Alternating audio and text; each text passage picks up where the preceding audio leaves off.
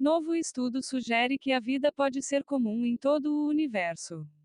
10 de abril de 2020. Os elementos básicos da vida não só podem, como se formaram, espontaneamente, sob as condições certas. Isso é chamado geração espontânea, ou abiogênese. Obviamente, muitos dos detalhes permanecem ocultos para nós, e simplesmente não sabemos exatamente como tudo aconteceu. Ou com que frequência isso poderia acontecer. Mapa do Universo Observável. Pablo Carlos Budassi, Wikimedia, CC BY 4,0. As religiões do mundo têm ideias diferentes de como a vida apareceu, é claro, e invocam as mãos mágicas de várias deidades sobrenaturais para explicar tudo. Mas essas explicações, embora sejam contos coloridos, deixam muitos de nós insatisfeitos. Como surgiu a vida? Esta é uma das questões mais constrangedoras da vida e uma que a ciência luta continuamente para descobrir a resposta. Tomonori Totani é um cientista que considera essa pergunta constrangedora. Totani é professor de astronomia na Universidade de Tóquio. Ele escreveu um novo artigo intitulado Emergence of Life in an Inflationary Universe, Surgimento da Vida em um Universo Inflacionário. Ele está publicado na Nature Scientific Reports. O trabalho de Totani se apoia fortemente em alguns conceitos. A primeira é a vasta idade e tamanho do universo, como ele é inflado ao longo do tempo e a probabilidade de ocorrência de eventos. O segundo é o RNA, especificamente, quanto tempo uma cadeia de nucleotídeos precisa ter para esperar uma atividade autorreplicante, como diz o artigo. O trabalho de Totani, como quase todo trabalho sobre a biogênese, analisa os componentes básicos da vida na Terra, RNA ou ácido ribonucleico.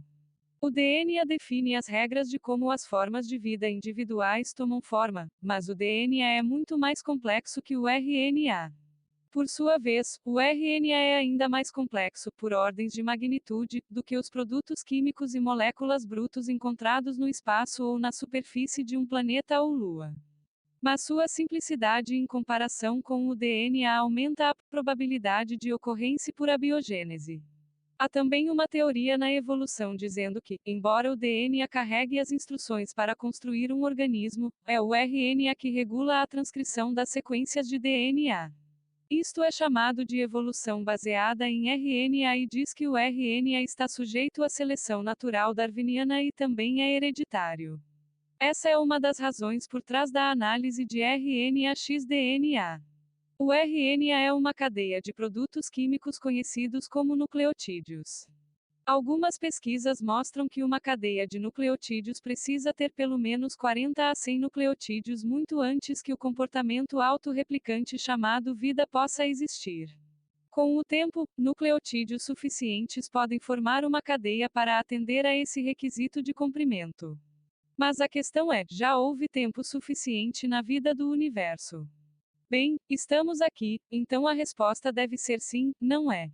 Mas espere. De acordo com um comunicado à imprensa anunciando este novo artigo, as estimativas atuais sugerem que o número mágico de 40 a 100 nucleotídeos não deveria ser possível no volume de espaço que consideramos o universo observável. A chave aqui é o termo universo observável. Totani diz. No entanto, há mais no universo do que o observável. Na cosmologia contemporânea, concorda-se que o universo passou por um período de inflação rápida, produzindo uma vasta região de expansão além do horizonte do que podemos observar diretamente. A inclusão desse maior volume em modelos de abiogênese aumenta enormemente as chances de ocorrência da vida. Nosso universo surgiu durante o Big Bang, um único evento de inflação. De acordo com o artigo de Totani, nosso universo provavelmente inclui mais de 10 elevado a 100 estrelas parecidas com o Sol, enquanto o universo observável contém apenas cerca de 10 sextilhões 10 elevado a 22 de estrelas. Sabemos que a vida ocorreu pelo menos uma vez, portanto, não está fora de questão que a abiogênese tenha ocorrido pelo menos mais uma vez, mesmo que as chances sejam infinitesimalmente pequenas. Segundo as estatísticas, a quantidade de matéria no universo observável só deve ser capaz de produzir RNA com 20 nucleotídeos de comprimento, bem abaixo do número de 40 a 100. Mas, devido à inflação rápida, grande parte do universo é inobservável. É simplesmente muito longe para a luz emitida desde o Big Bang nos alcançar. Quando os cosmólogos somam o número de estrelas no universo observável com o número de estrelas no universo não observável, o número resultante é 10 elevado a 100 estrelas semelhantes ao Sol. Isso significa que há muito mais matéria em jogo, e a criação abiogênica de cadeias de RNA longas o suficiente não é apenas possível, mas provável ou até inevitável. Em seu trabalho, o professor Totani afirma a relação básica sob investigação.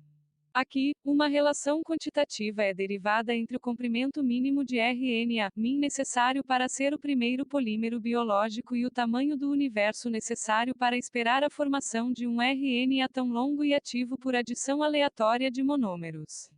Está ficando confuso. Aqui está um resumo esperançosamente mais compreensível. O universo é maior que sua porção observável e provavelmente contém 10 elevado a 100 estrelas parecidas com o Sol.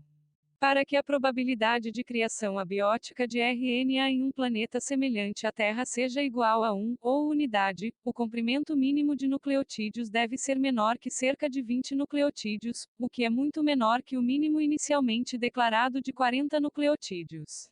Mas os cientistas não pensam que o RNA com apenas 20 nucleotídeos possa ser autorreplicante, pelo menos não da nossa perspectiva como observadores da vida terrestre. Como Totani diz em seu artigo. Portanto, se organismos extraterrestres de origem diferente da Terra forem descobertos no futuro, isso implicaria um mecanismo desconhecido no trabalho para polimerizar nucleotídeos muito mais rapidamente do que processos estatísticos aleatórios. Qual seria esse processo? Ninguém sabe, mas este é provavelmente um ponto de inflexão em que pessoas de fé podem gritar e dizer: Deus, é claro. O trabalho de Totani nunca forneceu uma resposta. Mas, como muitos trabalhos científicos, ajuda a refinar a questão e convida outros a estudá-la. Totani disse: como muitos nesse campo de pesquisa, sou movido pela curiosidade e por grandes perguntas. Combinar minha investigação recente sobre química de RNA com minha longa história de cosmologia me leva a perceber que há uma maneira plausível do universo ter passado de um estado abiótico, sem vida, para um estado biótico. É um pensamento empolgante e espero que a pesquisa possa se basear nisso para descobrir as origens da vida.